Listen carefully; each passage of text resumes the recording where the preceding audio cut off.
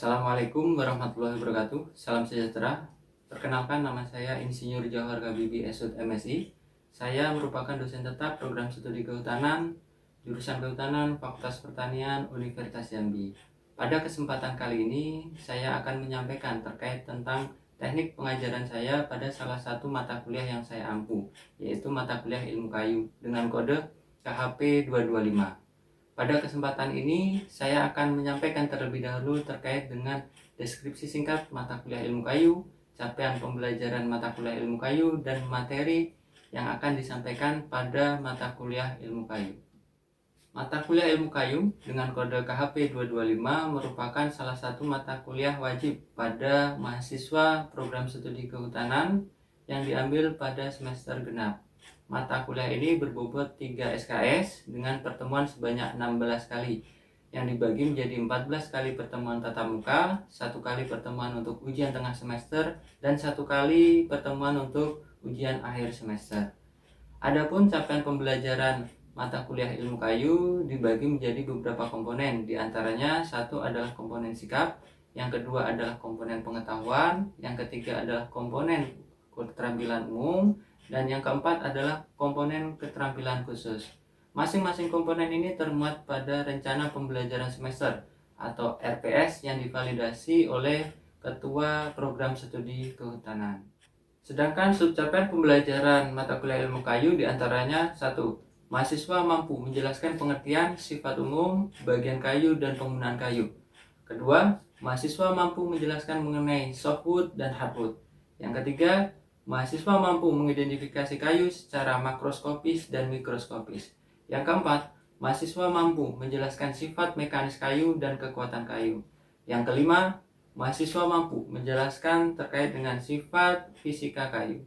Yang keenam, mahasiswa mampu menjelaskan terkait tentang sifat kimia kayu.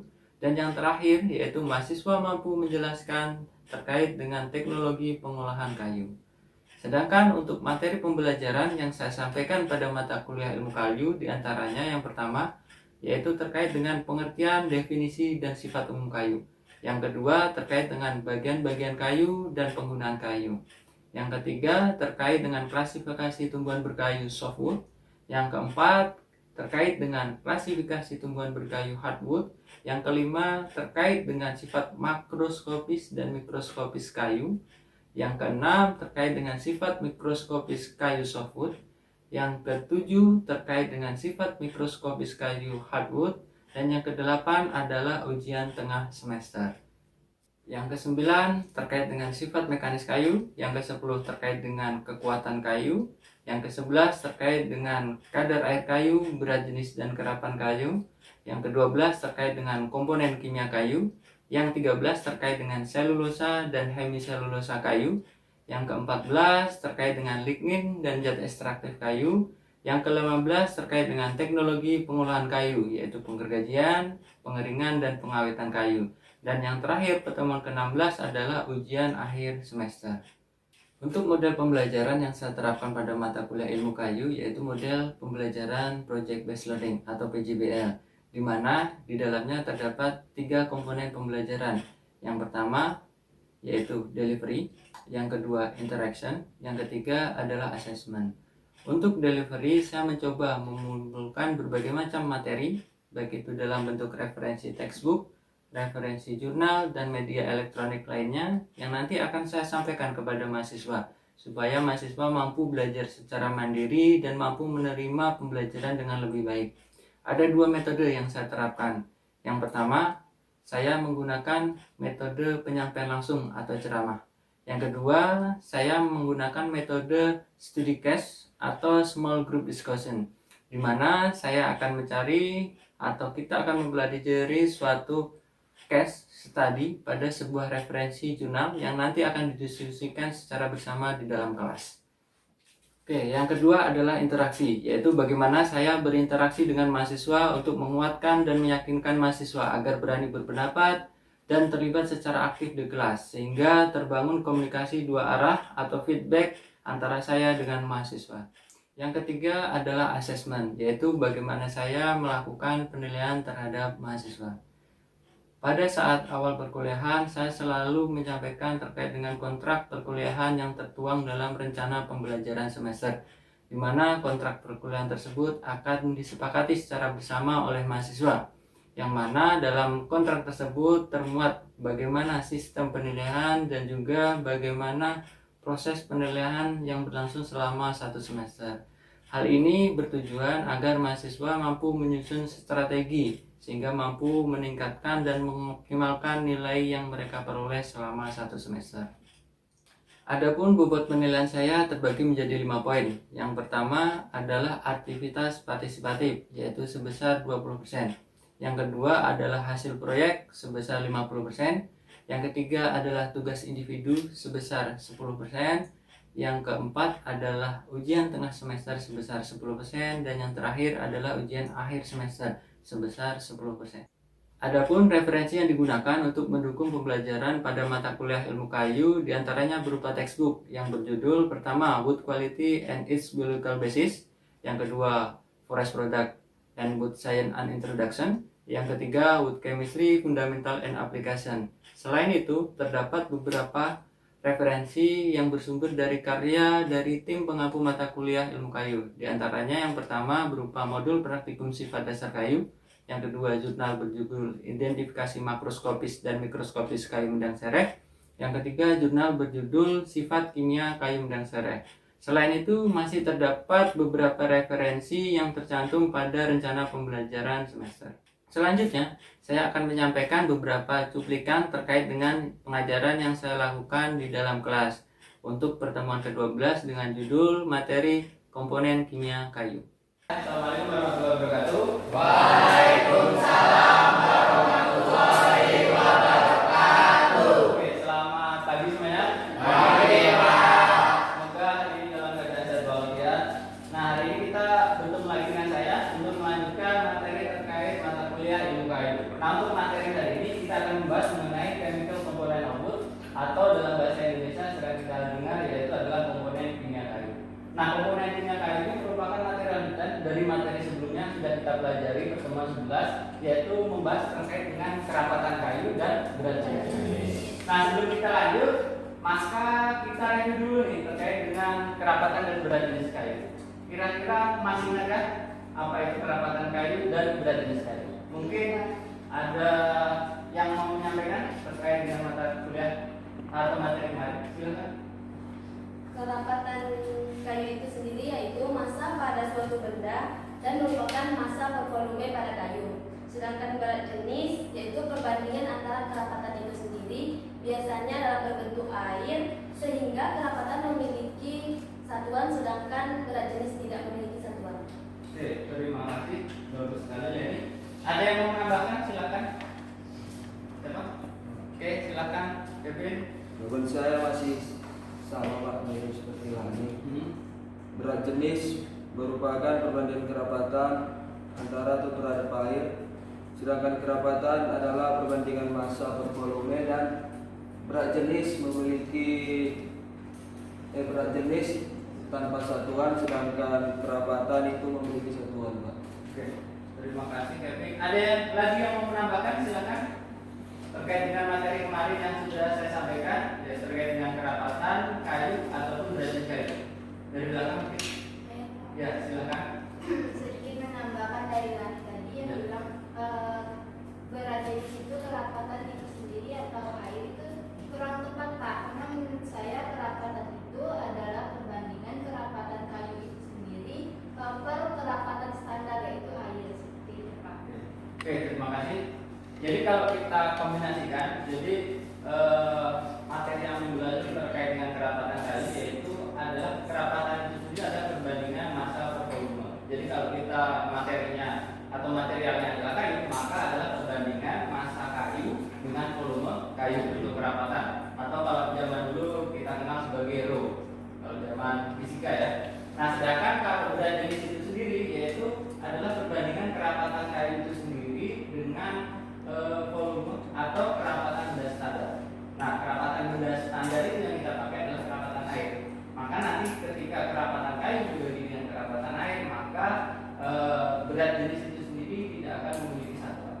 perbedaannya. Kalau kerapatan memiliki satuan biasanya kita bersentimeter kubik atau kilogram per meter kubik, sedangkan untuk berat jenis kayu atau biasa disebut specific gravity itu tidak memiliki satuan.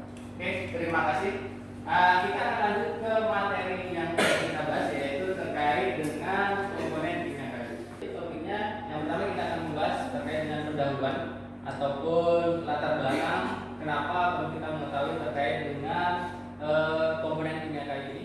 Selanjutnya karena kita akan masuk ke bagian komponen struktural kayu, yaitu selulosa yang akan kita bahas. Nanti masuk ke 7 yaitu terkait dengan apa bedanya selulosa pada hardwood dan softwood. Dan yang terakhir adalah kesimpulan terkait dengan kuliah kita hari ini.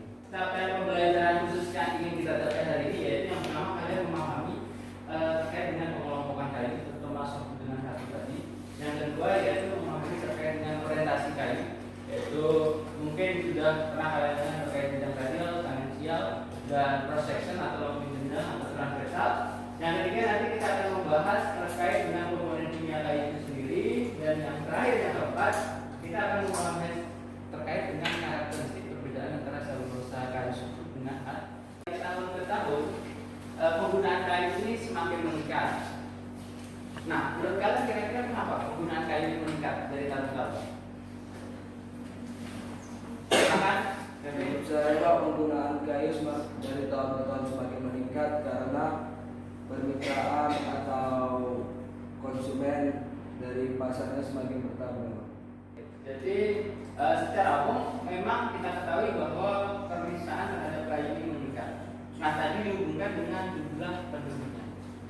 Jadi kan kita dari tahun ke tahun kelahiran itu lebih banyak, jumlah kelahiran lebih banyak daripada kematian, sehingga mengakibatkan populasi kita selalu bertambah. Kalau populasi nambah, maka otomatis kebutuhan akan konsumsi bangunan, kayu juga akan meningkat. Maka di sini muncullah yang namanya peningkatan kebutuhan kayu atau high demand output.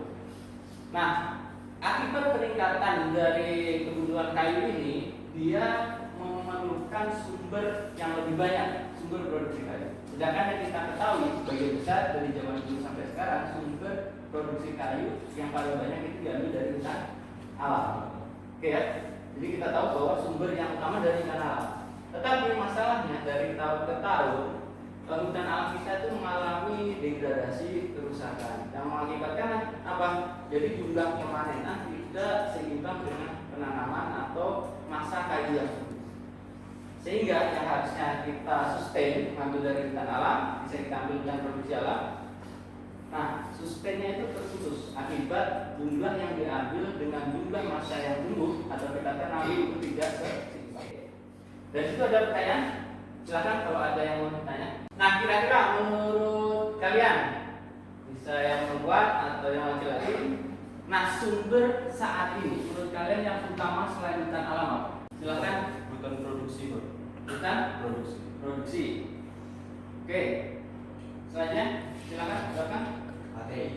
AT, hutan tanaman industri. Jadi dalam garis besar, kalau kita melakukan trading atau jual beli kayu, maka ada dua kelompok nih. Yang pertama kita sebut kayu hardwood, yang kedua adalah kayu softwood. Nah, sebenarnya pembagian hardwood dengan softwood ini basicnya itu sebenarnya ada tiga ini, yaitu kita masuk ke botanical aspect, atau yang kedua anatomical aspect, yang ketiga adalah chemical aspect. Nah, kalau botanical aspect ini terkait dengan sifat-sifat yang mungkin sudah kalian pelajari di mata kuliah hidrologi. Softwood dia masuk gimnospermae, sedangkan hardwood masuk angios. Gimnos berbiji terbuka, angios berbiji tertutup. Oke, kita masuk ke aspek kedua yaitu anatomical aspect. Jadi secara anatomi kita cek apa bedanya antara softwood dengan hardwood. Kalau kita cek di hardwood dia memiliki yang namanya vessel atau saluran yang menyalurkan air. Sedangkan di softwood dia tidak memiliki vessel. Kalau softwood punya trachea, kalau hardwood punya vessel atau pori. Softwood ini dia memiliki selulosa yang lebih panjang, sedangkan hardwood dia memiliki selulosa yang pendek. Itu salah satu perbedaan. Nah, yang kedua, selulosa softwood yang panjang tadi dia jumlahnya sedikit. Jadi kalau seumpama lain ini ambil kayu, terus ingin mengambil selulosanya, maka kalau mengambil kayu softwood 1 kilo dapatnya cuma 35% selulosa. Jadi kalau kita punya 1000 gram, kita dapat 350 gram. Oke ya. Nah, kalau yang diambil adalah kayu hardwood, ambil 1 kilo atau 1000 gram, maka kalau ngambil selulosanya dapatnya bisa 40 sampai dengan 45%. Berarti bisa dapat 400 atau 450 gram. Artinya apa? Artinya jumlah selulosanya hardwood itu lebih besar walaupun dia lebih pendek. Nah, selanjutnya kita masuk ke bagian arah orientasi kayu atau wood direction. Nah, ini sudah kita pelajari sebelumnya. Jadi kita mengulang terkait dengan arah orientasinya. Nah, arah orientasi kayu itu dibagi menjadi tiga.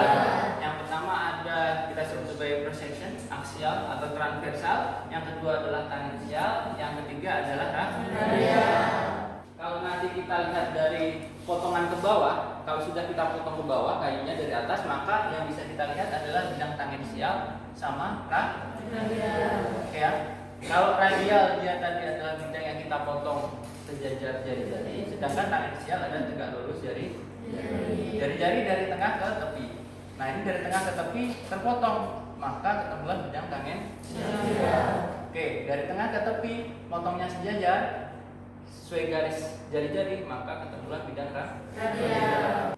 Nah, terkait dengan arah orientasi kayu ini, tadi kita sudah belajar mengenai transversal atau aksial dan cross section, dan yang kedua ada tangensial, yang ketiga ada radial. Kira-kira ada yang mau ditanyakan? Silakan. Saya Pak.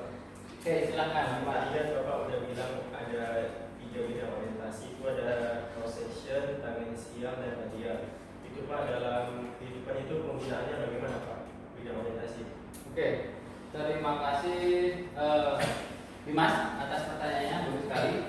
Nah, untuk terkait dengan 3 tadi bidang orientasi transversal atau cross section, terus ada bidang radial dan tangensial, itu sebenarnya dalam penggunaannya kita lebih mengarah, kalau kalian lihat kan ini yang contohnya ini yang tangensial dan ini yang radial. Nah, kita lihat polanya dulu. Kalau kalian lihat pola radial dengan tangensial ini kan terlihat jelas. Jadi kalau seumpama kita mau membuat suatu meja atau furniture yang nilai estetiknya tinggi, berarti yang harus kalian pakai dari dua ini, pola tangensial radial, pola yang mana? Tangensial, karena dia menimbulkan pola atau kesan yang menarik atau indah. Sedangkan radial sendiri hanya dia berbentuk garis seperti itu. Itu kalau kita membuat satu produk furniture dari kayu, maka yang bisa kita kumpulkan, kenapa kita perlu tahu tangensial radial, yaitu adalah pola yang disebutnya seperti itu. Nah, itu kalau kita membuat furniture. Oke? Ada lagi yang mau ditanyakan? Silakan. Silakan. Renata ya. Kalau untuk perbedaan arah orientasi kayu Pak untuk konstruksi bangunan itu kira-kira gimana? Nah, kalau untuk terima kasih pertanyaannya bagus sekali. Jadi kalau kita lihat berdasarkan arah ini, yang pertama yang kita lihat kan kalau kita lihat transversal kan dia mungkin hanya bisa dimanfaatkan secara garis besar. Kalau kita punya kayu yang besar, transversal itu hanya bisa dimanfaatkan sebagai penopang. Kalau itu untuk konstruksi ya, semua di sini kan ada balok nih. Balok ini maka kita bisa ganti dengan lock. Itu kalau fungsinya secara transversal atau proses kan ke atas ya. Nah, sedangkan kalau kita lihat itu fungsinya berdasarkan tangensial ataupun radial, kalau kita cek berdasarkan hasil penelitian, maka menyebutkan bahwa tangensial dan radial itu memiliki kekuatan yang berbeda. Beberapa tahun 2020 menyebutkan bahwa tangensial dan radial ini memiliki kekuatan yang berbeda. Jadi kalau kita bandingkan tadi berdasarkan sifat estetisnya, keindahannya, yang menang siapa? Tangensial dan radial? Tangensial. Karena dia lebih estetik, lebih indah bentuk pola atau patternnya. Sedangkan kalau berdasarkan kekuatan itu yang kuat adalah bidang radial. Nah, sel kayu ini yaitu merupakan sama sel kayu, sel hewan itu merupakan bagian terkecil dari satu makhluk hidup. Nah, berarti yang menyusun kayu dalam skala besar yaitu sel. Nah, kalau kalian lihat tadi ada bagian leadwood yang warnanya gelap, terus ada airwood yang warnanya terang. Kenapa terang tadi? Karena tumbuh ketika berhujan. Nah, leadwood warnanya gelap karena tumbuh di musim kemarau. Nah, pertumbuhan musim kemarau mengakibatkan persaingan besar sehingga pertumbuhan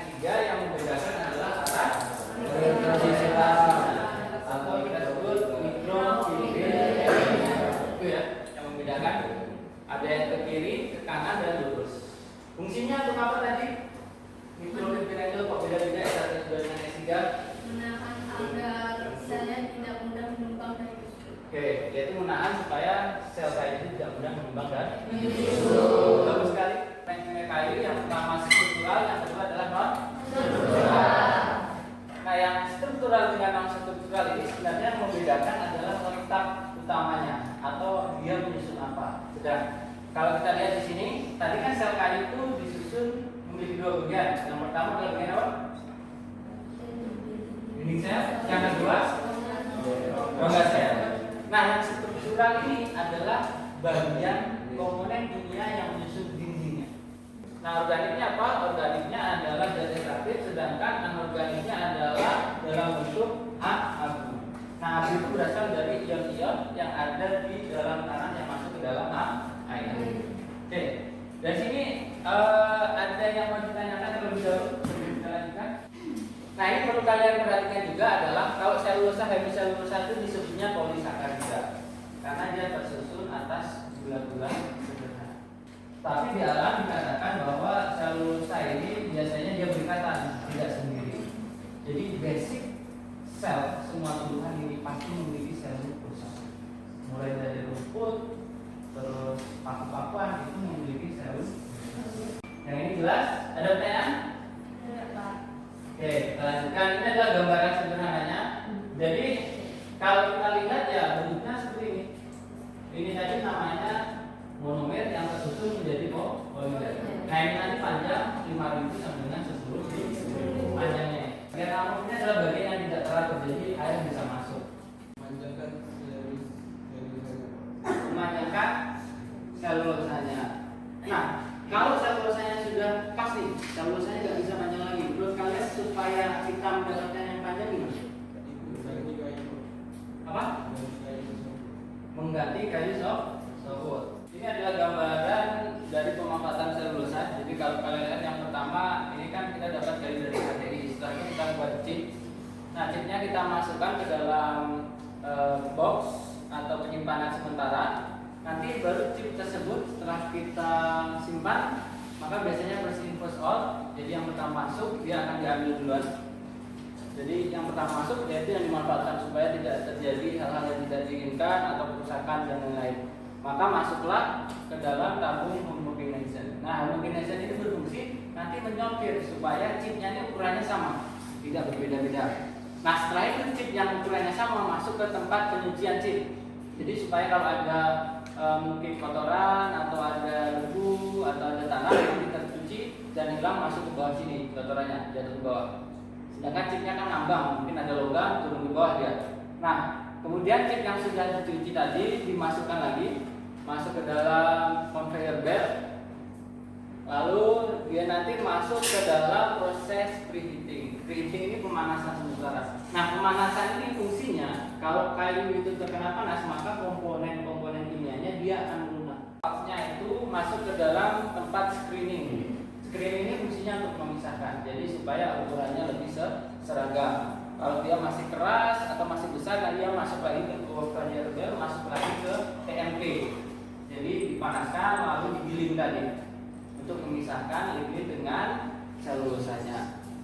Nah, yang sudah bagus lolos dari proses refining masuklah ke dalam tabung penyimpanan empalnya. Kita simpulkan bahwa di sini ada yang namanya pembagian kelompok kayu menjadi dua, yaitu suatu dengan hardwood. Ada tiga aspek, yaitu aspek kimiawi, terus aspek botanikal, dan juga aspek anatomikal. Nah, itu yang membedakan antara suatu dengan hardwood.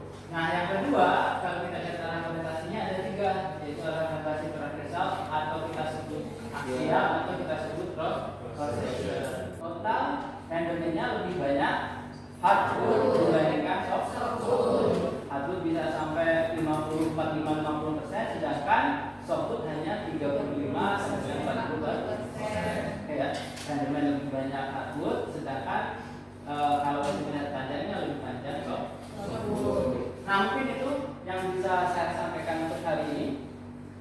Sebelum kita akhiri, ada pertanyaan? Tidak ada ya? Jelas ya materi kita hari ini. Nah, sebelum kita akhiri, ini ada kuis terlebih dahulu. Kita jawab secara bersama. Yang pertama, pertanyaan pertama yaitu pada arah orientasi transversal, prosesion atau aksial, transversal, prosesion atau aksial, apakah kita bisa melihat tipe pori-pori atau diameter pori-pori kayu? Bisa nggak kalau kita lihat pada arah transversal? Ini bisa. Bisa. Jadi kita bisa melihat tipe ataupun diameter dari pori pada arah transversal. Tapi kalau ini pernyataannya adalah kita tidak bisa melihat ukuran diameter pori-pori pada arah transversal. Betul atau salah? Salah. Oke. Salah ya, karena kita bisa melihat kalau pada arah belakang kelihatan. Oh, ini ukuran diameternya berapa? Tinggal kita ukur saja gitu. Oke. Kandungan yang lebih banyak di selulosa dibandingkan softwood. Tetapi softwood selulosanya lebih panjang dibandingkan hardwood. Oke. Terima kasih. Oke, untuk yang terakhir yaitu jangan lupa nanti kalian bisa juga mengakses e-learning. Jadi di e-learning beberapa sudah dimasukkan, nanti bisa diakses. Nah, untuk referensi yang disampaikan termasuk jurnal tadi, kalian bisa mengakses pada link berikut. Nah, untuk tugasnya ya, jadi sebelum kita akhiri, jadi ada tugas nanti membuat 5 tim. Nah, dari tim tersebut kalian cari satu jurnal terkait dengan pemanfaatan selulosa. Nanti kalian buat resume, terus akan kita presentasikan di pertemuan 14. Nanti silakan dibuat dalam bentuk presentasi, nanti dipresentasikan masing-masing per tim. Nah, tugasnya ini bisa dikumpulkan ke saya kurang lebih mungkin 1 mingguan, diumumkan dulu, yaitu sekitar tanggal 6 Juni. Oke, mungkin itu saja dari saya. Apabila ada kurang-lebihnya saya mohon maaf. Semoga perkuliahan hari ini bisa bermanfaat bagi kalian dan mungkin kedepannya bisa memberikan pengalaman-pengalaman terkait dengan pemanfaatan salah satunya kayu dan komponen kimia yaitu selulosa. Mungkin itu saja dari saya. Apabila ada kurang-lebihnya saya mohon maaf. Wabillahi taufiq wal hidayah. Wassalamualaikum warahmatullahi wabarakatuh. Waalaikumsalam warahmatullahi wabarakatuh. Selamat pagi semuanya. Pagi.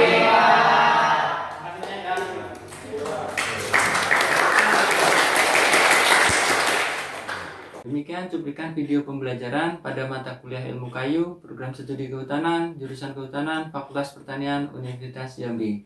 Video ini merupakan salah satu syarat penyusunan dokumen pernyataan diri dosen dalam Unjuk Kerja Tridharma Perguruan Tinggi atau PDD UKT-PT Sertifikasi Dosen tahun 2026. Semoga video ini menjadi proses pertimbangan yang baik dalam penilaian.